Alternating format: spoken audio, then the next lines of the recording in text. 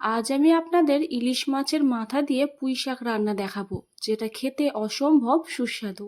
তো ভিডিওটা শুরু করার আগে আপনাদের কাছে ছোট্ট একটা অনুরোধ, যেসব বন্ধুরা আমার চ্যানেলে নতুন তারা প্লিজ আমার চ্যানেলটা সাবস্ক্রাইব করে পাশে থাকা বেল আইকনের অল নোটিফিকেশন অপশনটা অন করে রাখবেন, যাতে আমি যখনই কোনো নতুন ভিডিও আপলোড করব তার নোটিফিকেশন সবার আগে আপনার কাছে পৌঁছয়। Hello friends, welcome back to my channel cooking with রি দেবনাথ। তো প্রথমেই আমি একটা কড়াইতে দিয়ে দেব সর্ষের তেল। তো এখানে আমি 4 পালা মতো সর্ষের তেল দিয়ে দেব। এরপর আমরা তেলটা ভালোভাবে গরম করে নেব।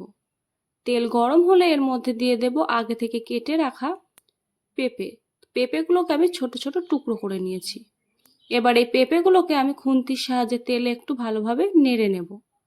নাড়াচাড়া হয়ে গেলে এর মধ্যে আমরা দিয়ে দেব আমাদের পরবর্তী উপকরণ, সেটা হচ্ছে কচু। গাঁঠি কচুগুলোকে আমি প্রথমে খুব ভালোভাবে খোসা ছাড়িয়ে নিয়েছি, তারপর এগুলোকে পাতলা পাতলা করে কেটে ভালো করে ধুয়ে নিয়েছি। এবার এই কচুগুলোকে আমি এর মধ্যে দিয়ে ভালো করে পেঁপে আর কচুটা কিছুক্ষণ আমরা ভেজে নেব। তো চলুন খুব ভালোভাবে ভেজে নেওয়া যাক। আমার ভিডিওটা যদি আপনাদের একটুও ভালো লাগে, তাহলে আপনাদের কাছে আমি হাত জোর করে অনুরোধ করছি, প্লিজ একটা লাইক করে দেবেন। আপনাদের এই একটা লাইক আমাকে পরবর্তী ভিডিও বানানোর জন্য উৎসাহিত করে। আর ভিডিওটা বন্ধুদের সাথে বেশি বেশি করে শেয়ার করে তাদেরকেও দেখার সুযোগ করে দেবেন। তো কচু আর পেঁপে আমাদের হালকা ভাজা হয়ে গেছে। এই পর্যায়ে আমরা এর মধ্যে দিয়ে দেবো একটা বেগুন। বেগুনটাকে আমি ছোট ছোট টুকরো করে কেটে নিয়েছি, তারপর ভালো করে ধুয়েও নিয়েছি। তো এবার এই বেগুনটা দিয়ে আবারও একসাথে সব কষিয়ে নিলাম। কষানো হয়ে গেলে এর মধ্যে আমরা দিয়ে দেব পুঁই শাকগুলো। আপনারা নিশ্চয়ই দেখে বুঝতেই পারছেন পুঁই শাকগুলো কতটা ফ্রেশ। এবার এই পুঁই শাকগুলো দিয়ে আবারও সমস্ত সবজি কিছুক্ষণ আমি কষিয়ে নেব। আলু কাটা ও রোদে শুকানোর ঝামেলা ছাড়াই কিভাবে আমরা ইনস্ট্যান্ট পটেটো চিপস বানাতে পারবো তার ভিডিও আমার চ্যানেলে রয়েছে। তার লিঙ্ক আমি উপরে আই বাটনে দিয়ে দেবো। আপনারা যদি ভিডিওটা এখনও না দেখে থাকেন তাহলে প্লিজ একবার চেক করে নেবেন। সমস্ত সবজি কিছুক্ষণ কষিয়ে নেওয়ার পর এবার আমি এর মধ্যে দিয়ে দিলাম হলুদ আর পরিমাণ মতো নুন। এরপর আমি এর মধ্যে দিয়ে দিলাম কাঁচা লঙ্কা আর সর্ষে বাটা। তারপরে মিক্সির বাটিটা ধুয়ে আমি একটু জলও দিয়ে দিলাম, খুবই সামান্য পরিমাণে। এবার সমস্ত উপকরণগুলো আমি আবারও খুব ভালোভাবে একসাথে একটু মিশিয়ে নেব। তবে খুব বেশি ভাজার দরকার নেই, সর্ষে দিয়ে বেশি ভাজলে কিন্তু তেতো হয়ে যায়। তাই হালকা একটু নেড়ে নিলেই হবে।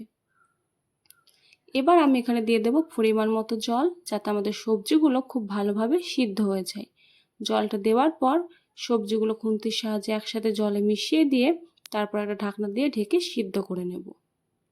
তো ফিরে এলাম কিছুক্ষণ পর। দেখুন আমাদের সবজির জলটা অনেকটাই কমে গেছে আর সবজিগুলো আমাদের সিদ্ধ হয়ে গেছে। কিভাবে খুব সহজেই আমরা বাড়িতে ভেজিটেবল সিঙ্গারা বানাতে পারবো তার রেসিপি আমার চ্যানেলে রয়েছে। তার লিঙ্ক আমি উপরে আই বাটনে দিয়ে দেবো, প্লিজ একবার চেক করে নেবেন। তো দেখুন আমার সমস্ত সবজি সিদ্ধ হয়ে গেছে, ওগুলোকে আমি নামিয়ে নিলাম। এদিকে আমি একটা কড়াইতে বেশ কিছুটা তেল দিয়ে তার মধ্যে আমি ইলিশ মাছের মাথাগুলোকে ভেজে নেব। এখানে আপনারা ইলিশ মাছের পরিবর্তে যে কোনো মাছের মাথায় ব্যবহার করতে পারেন। তো মাছের মাথাগুলো খুব ভালোভাবে ভাজা হয়ে গেছে, এবার এগুলো আমরা তেল থেকে তুলে নেব। এবার আমি অন্য একটা কড়াইতে দিয়ে দেব কিছুটা সর্ষের তেল। আপনারা চাইলে এটা ইলিশ মাছ ভাজা তেলেও করতে পারেন, তবে আমি এখানে সর্ষের তেলই ব্যবহার করছি। সর্ষের তেলটা গরম হয়ে গেলে এর মধ্যে দিয়ে দেবো পাঁচফোড়ন। পাঁচফোড়ন থেকে যখন সুন্দর একটা গন্ধ ছাড়বে তখন এর মধ্যে আমাদের সিদ্ধ করে রাখা সবজিগুলো দিয়ে দেব। তারপর একটু ভালো করে নেড়ে দেব।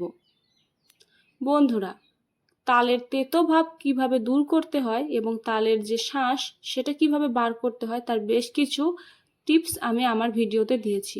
সেই ভিডিওর লিঙ্ক আমি উপরে আই বাটনে দিয়ে দেবো, আপনারা প্লিজ একবার চেক করে নেবেন। তো এবার আমি আমাদের এই সবজির মধ্যে দিয়ে দিলাম আগে থেকে ভেজে রাখা ইলিশ মাছের মাথাগুলো। তারপর খুন্তির সাহায্যে মাছের মাথাগুলোকে আমি ভেঙে দেব এবং আমাদের যে সবজিটা তার সাথে ভালোভাবে মিশিয়ে দেব। তাতে করে কি হবে, সবজির স্বাদটা অনেকটাই ভালো হবে। তো এইভাবে বেশ কিছুক্ষণ নেড়ে ছেড়ে আমি এটাকে নামিয়ে নেব। তবে আপনারা যদি এই সবজিটাকে আরেকটু রস রাখতে চান, মানে আরেকটু ঝোল ঝোল রাখতে চান, সেক্ষেত্রে সবজিটা সিদ্ধ করার সময় জলের পরিমাণটা একটু বাড়িয়ে দিতে পারেন। তবে আমার এরকম পছন্দ বলে আমি এইটুকুই জল দিয়েছি। তো চলুন এগুলোকে আমরা অন্য একটা পাত্রে নামিয়ে নিয়ে তারপর আপনাদের কাছে ফিরে আসছি। তো দেখলেন তো বন্ধুরা, কত সহজেই বাড়িতে আমরা ইলিশ মাছের মাথা দিয়ে পুঁই শাক রান্না করলাম। আর এটা খেতে কিন্তু অসম্ভব সুস্বাদু। বাড়িতে অবশ্যই একবার ট্রাই করবেন। আর আমাকে কমেন্টে জানাবেন আমার এই রেসিপিটা আপনাদের কেমন লাগলো। তো আজ এই পর্যন্তই। আবার দেখা হবে নেক্সট ভিডিওয়। ততক্ষণ সময় ভালো থাকবেন, সুস্থ থাকবেন। আর ভিডিওটা ভালো লাগলে প্লিজ প্লিজ প্লিজ একটা লাইক করে দেবেন। বাই।